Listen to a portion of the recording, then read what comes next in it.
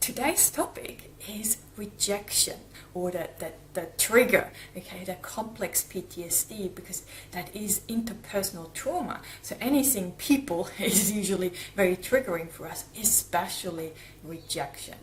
And there's different types or things that can trigger the rejection for us, and I'll give you a few examples, but mostly I want to cover 6 areas today where we might want to look a little bit deeper in to help us deal with that rejection trigger, or kind of dissolve it a little bit for us so it's not so deeply hurtful, okay?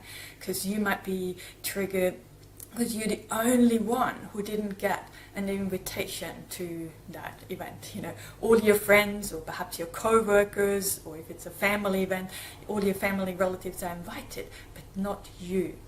Okay? So it can be a huge trigger there. Or you asked for something, and that person was rather rude or blunt or a toxic kind of response, that kind of rejection. Or you apply, for example, for jobs. I used to find that so triggering. You send out your resume, you put so much work and effort in it, and then they don't even have the courtesy to reply that it's unsuccessful or not suitable or something. Just nothing. That nothingness, that no response. And that doesn't just need to be with job applications, it can be other areas as well, like if you send a message to a friend and no one returns that reply as well. But I think job applications were always really triggering for me, and the interviews as well, there's those no's.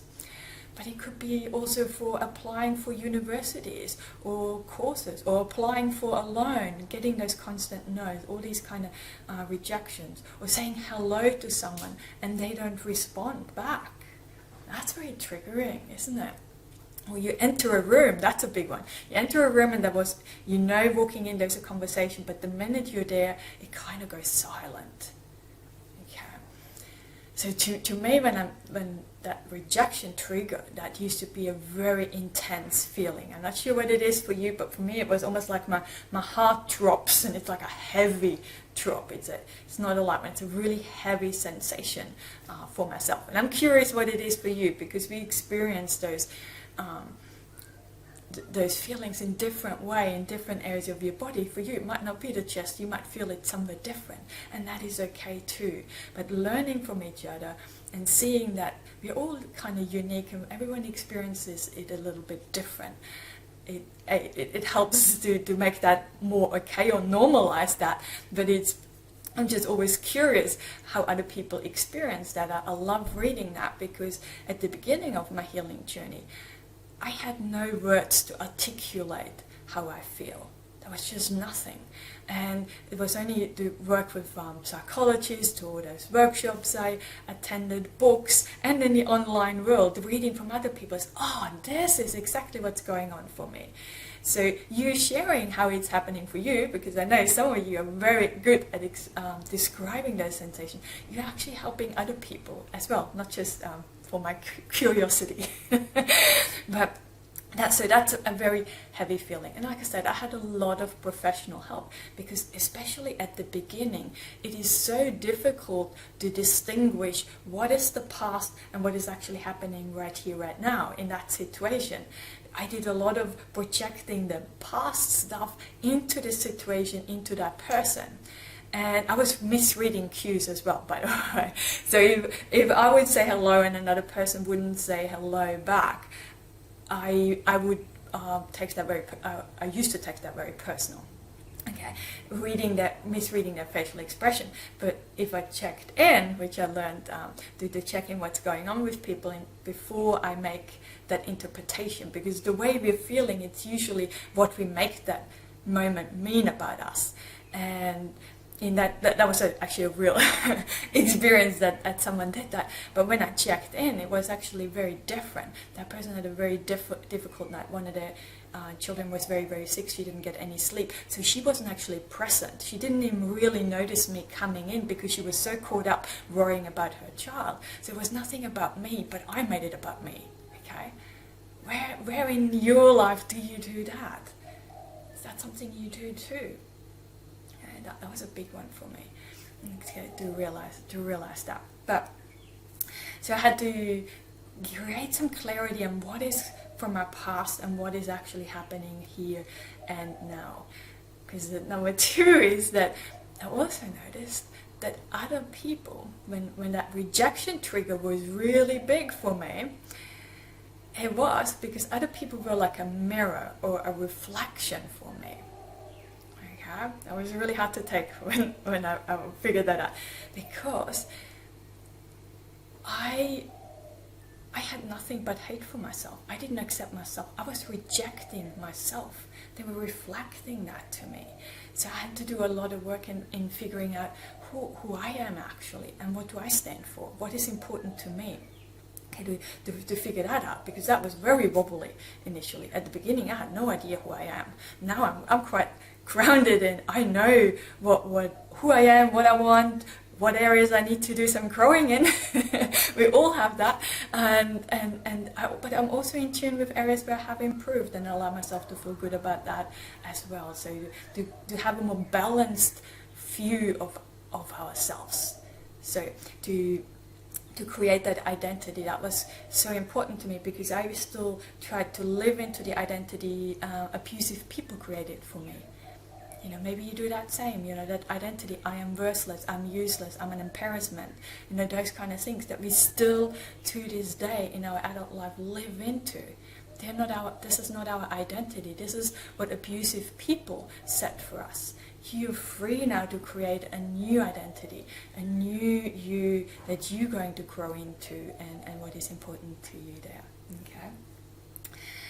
So another area, number 3, is that is boundaries. If you ever been to one of my boundary workshops, you might remember that little graph I had with all the circles. So in the center circle is you, your authentic you, your most vulnerable self, and only very few people you let that close. Only the safest people, obviously, the nurturing type of people. And then you have those rings around on the outside, and the less safe a person is, the further out they get. So if someone has a very toxic response to me, or just rejects me in a mean kind of way, and that hurts, in a way I'm thankful for that, because that in that moment I know instantly that this person is going to be outside all the rings. Okay, and if someone's outside the outermost ring for me, this is a person that I do not spend time or energy with.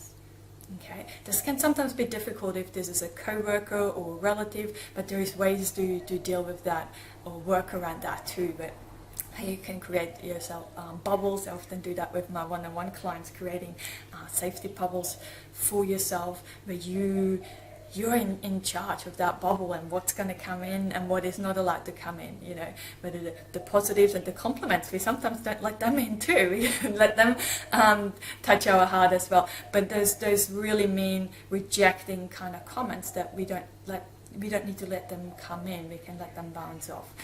There's ways we can learn that as well. And one of the ways is that we need to be very clear on not just the identity, but also your core values. What is it? What is your core value? Do you know? What do you stand for? What are those core values that guide you, that guide your actions every day? Some of my one-on-one clients, I talk about that a lot, because it's so key. This is what guides me, okay?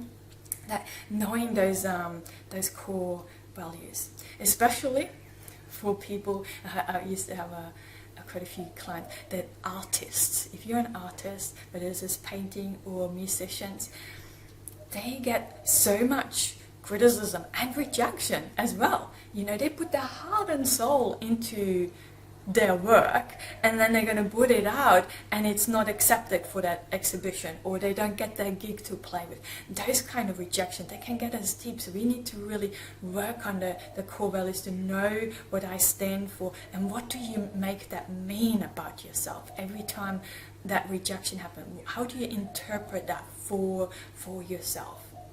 And that is key there as well. Number 5, that is perhaps the most important out of all of them.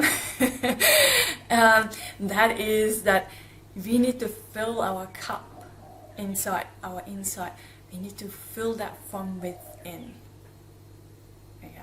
Let me explain that. What I mean by that is that as long as we are looking externally for people to validate us, to tell us that you are a worthy person to be, you are worthy of taking up space. If you're looking for those validations from the outside, you're always very vulnerable and open for rejection and hurt and suffering. Okay? Then we need to fill that from within. That is so important. So we are solid in our ground. So when someone says something, it's very easy then to let that bounce off because it's just so not in line with who you are. But this needs to come from within. Okay, that's very key. And number 6, I thought I really wanted to touch on that as well, is the professionals. Because I hear that so often that we even feel rejected by professionals, and shouldn't they know better? Okay, so I really want to talk to that. If you're out there, you may already have a therapist or coach or psychologist or whoever you're working with, but if you're looking, I learned that it is very important to do your research and check whether this person is in line with you, whether you're both on the same kind of wavelengths. Because I've had therapists where that was not happening. There was this misattunement. So every session there was this disappointment, and it felt like that person didn't get me, and I felt perhaps not so much rejection, but in a way it was in the end when it fell all apart. I felt really rejected. Okay, so we want to be in tune to know, like if you're a very religious person or a very spiritual person, that you find someone who is also that way inclined or knows or talks about that.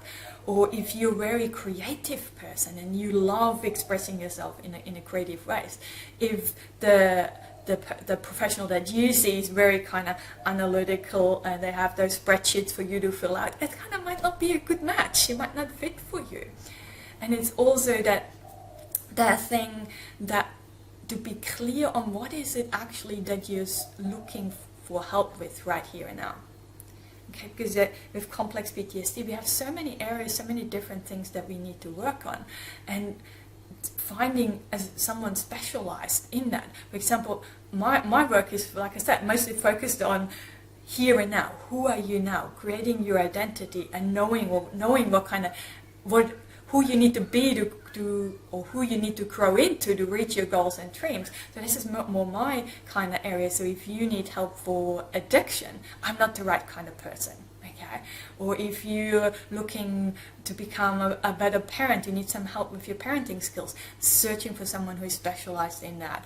Or dating and relationships. Okay? When we do that, then it helps us to, in a sense that knowing that this person is more in tune, but also to realize that this is a therapeutic relationship. This isn't a long-term relationship. This isn't going to be a forever friend. Or sometimes, especially at the beginning, it's like almost like we're parentifying them. We want them to be the mom or dad. And we get too attached, or we develop those codependencies. We want to be clear before we go in that this is a therapeutic relationship and this has a time frame. This is going to end. So if I'm very clear that with this person I'm working on parenting skills, then there's a start and then there's going to be a finish, and it's a natural finish where we can then both be appreciative of each other, that the time that we spent together and that journey we were on, rather than this falling apart in the end, being misunderstood, and then the person saying that they no longer can support you, and it feels that rejection, and we feel that rejection and abandonment.